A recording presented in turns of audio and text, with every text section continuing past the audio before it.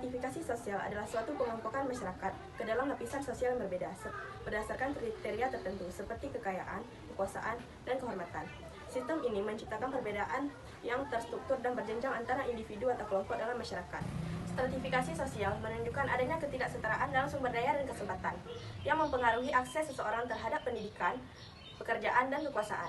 Dengan kata lain, stratifikasi sosial adalah cara masyarakat dalam mengorganisasi dan mengatur perbedaan sosial secara sistematis.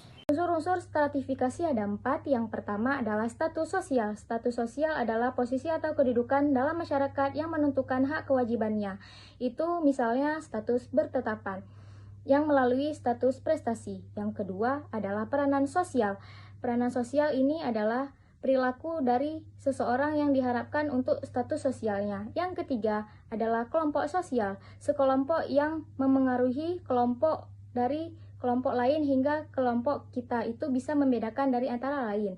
Yang keempat, hierarki sosial. Hierarki sosial ini status yang bisa membentuk dalam status ini ke status yang lain itu bisa membentuk berjenjangan. Untuk bentuk stratifikasi sosial ada 5. 1. Stratifikasi berdasarkan kekayaan. 2. Stratifikasi berdasarkan kekuasaan. 3. Stratifikasi berdasarkan kehormatan. 4. Berdasarkan pendidikan dan berdasarkan keturunan. Stratifikasi berdasarkan kekayaan, perbedaan antara orang kaya dan orang miskin, atau lebih umumnya dikenal dengan sebagai kelas atas dan kelas bawah. Contohnya, kelas atas ini termasuk presiden, DPR, dan pejabat lainnya. Sementara itu kelas bawah, masyarakat yang bekerja seperti petani, pedagang, dan sebagainya. Berdasarkan kekuasaan. Ini antara mereka yang memiliki kekuasaan politik, sosial, atau ekonomi dengan mereka yang tidak memiliki kekuasaan tersebut. Kemudian kita masuk pada poin ketiga, stratifikasi berdasarkan kehormatan. Nah, stratifikasi berdasarkan kehormatan ini perbedaan status sosial yang didasarkan pada penghormatan reputasi dan prestise yang memiliki seseorang atau kelompok. Stratifikasi berdasarkan kehormatan. Nah, stratifikasi berdasarkan kehormatan ini perbedaan status sosial. Kemudian stratifikasi berdasarkan pendidikan dan pekerjaan. Nah, ini perbedaan yang muncul karena tingkat pendidikan dan jenis pekerjaan yang dijalani yang biasanya berhubungan dengan status sosial. Stratifikasi berdasarkan pendidikan dan pekerjaan. Nah, berdasarkan ini perbedaan yang muncul karena tingkat dan jenis pekerjaan. Contohnya, yang tamat SD. Tentu kita tahu yang tamat SD belum bisa untuk menjadi guru atau belum bisa untuk mengajarkan siswa. Nah, yang pasti ini akan kembali bekerja sebagai petani, pedagang, atau seterusnya. Nah, sementara ini yang sudah tamat S1, S2, dan seterusnya bisa menjadi guru, bisa menjadi dosen, atau pekerjaan lainnya. Yang kelima, stratifikasi berdasarkan keturunan. Nah, ini status yang diperoleh sejak lahir seperti kasta, suku, atau golongan darah yang biasanya sulit diubah. Sistem stratifikasi sosial. Teman-teman, apa yang dimaksud dengan sistem stratifikasi sosial? Jadi, sistem stratifikasi sosial adalah pola pengelompokan atau perbedaan masyarakat ke dalam lapisan-lapisan strata tertentu secara hierarkis. Artinya dalam masyarakat ada perbedaan kedudukan, status, atau peran yang tersusun dari yang paling tinggi sampai yang paling rendah. Sistem stratifikasi tertutup. Apa itu? Sistem stratifikasi tertutup adalah sistem lapisan sosial yang sulit atau bahkan tidak bisa ditembus atau diubah. Artinya, seseorang lahir dalam lapisan tertentu dan hampir tidak mungkin berpindah ke lapisan lain, baik naik maupun turun. Ciri-cirinya, kedudukan ditentukan sejak lahir berdasarkan keturunan, ras, atau status keluarga. Yang kedua, mobilitas sosial sangat terbatas, sulit berpindah lapisan. Yang ketiga, ikatan sosial yang ketat, aturan, adat, atau norma menjaga agar lapisan tetap terpisah. Yang kedua adalah sistem stratifikasi terbuka. Apa sistem ini? Sistem ini adalah sistem yang memungkinkan seseorang pindah dari lapisan bawah menjadi ke lapisan atas atau dari lapisan ke atas berubah menjadi ke lapisan terbawah. Jadi kedudukan seseorang bisa berubah sesuai dengan usaha, kerja keras, pendidikan, atau prestasi yang dia capai. Jadi sistem stratifikasi terbuka ini itu sangat unik ya teman-teman. Itu bisa terjadi juga kepada kita sebagai masyarakat yang modern. Ciri-cirinya adalah 1. Kedudukan tidak ditentukan sejak lahir, tapi bisa diraih. Yang kedua, ada mobilitas sosial. Dia bisa berpindah, dia naik atau turun ke lapisan yang paling bawah. Yang ketiga, prestasi dan usaha pribadi lebih penting dari keturunan. Ini tidak berpengaruh pada keturunan ya teman-teman, yang seperti stratifikasi tertutup tadi. Yang keempat, perbedaan antar lapisan tidak kaku. Faktor terjadinya stratifikasi sosial mempunyai 6 poin. Poin pertama adalah perbedaan kekayaan. Perbedaan kekayaan adalah suatu faktor yang menentukan posisi seseorang.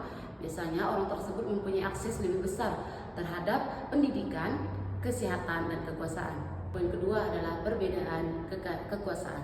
Perbedaan kekuasaan adalah mempengaruhi dan mengendalikan masyarakat. Contohnya seperti presiden mempunyai wewenang dan kekuasaan untuk mengatur bangsa Indonesia. Poin ketiga adalah perbedaan pendidikan. Perbedaan pendidikan seperti yang kita ketahui di Indonesia ini mempunyai beberapa tingkatan perbedaan pendidikan, mulai dari TK, SD, SMP, SMA, dan perguruan tinggi.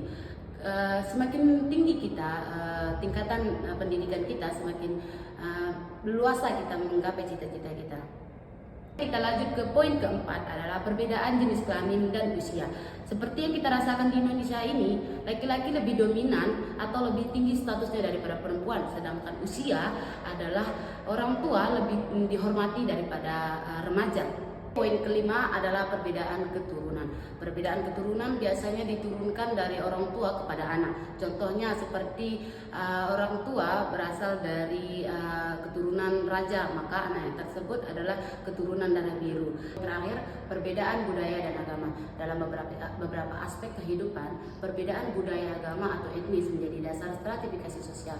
Kenapa? Mulai dari agama, seperti yang kita ketahui di Indonesia ini mempunyai beberapa agama, tapi itu tidak menurunkan rasa toleransi kita terhadap sesama. Sedangkan dari segi budaya itu sudah tentu berbeda. Setiap daerah, kampung, kabupaten, dan kecamatan itu sudah pasti berbeda. Berbagai teori sosiologi mencoba menjelaskan mengapa stratifikasi sosial itu terjadi dan bagaimana hal ini berfungsi dalam masyarakat. Teori yang pertama ada teori fungsionalisme. Menurut teori ini, stratifikasi sosial digunakan untuk menjaga keteraturan dan stabilitas dalam masyarakat.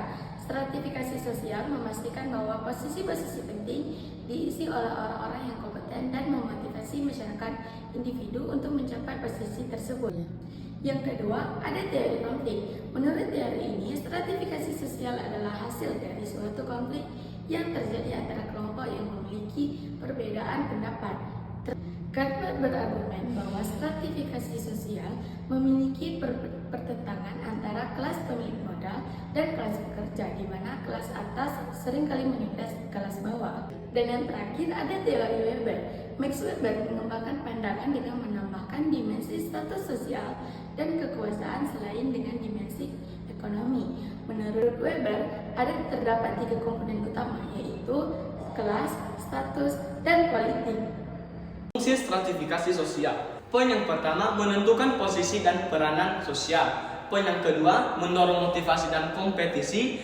Poin yang ketiga, membentuk struktur sosial yang teratur. 4, mendistribusikan sumber daya. Maka dari itu, stratifikasi sosial adalah fenomena yang melekat dalam setiap masyarakat dan berfungsi sebagai mekanisme pengorganisasian sosial yang mengatur perbedaan dan ketidaksetaraan. Sistem stratifikasi sosial mempengaruhi akses individu terhadap sumber daya, kekuasaan, dan prestise, yang membentuk struktur sosial yang berjenjang. Memahami stratifikasi sosial penting untuk menganalisis dinamika sosial, ketidakadilan, dan perubahan sosial dan masyarakat.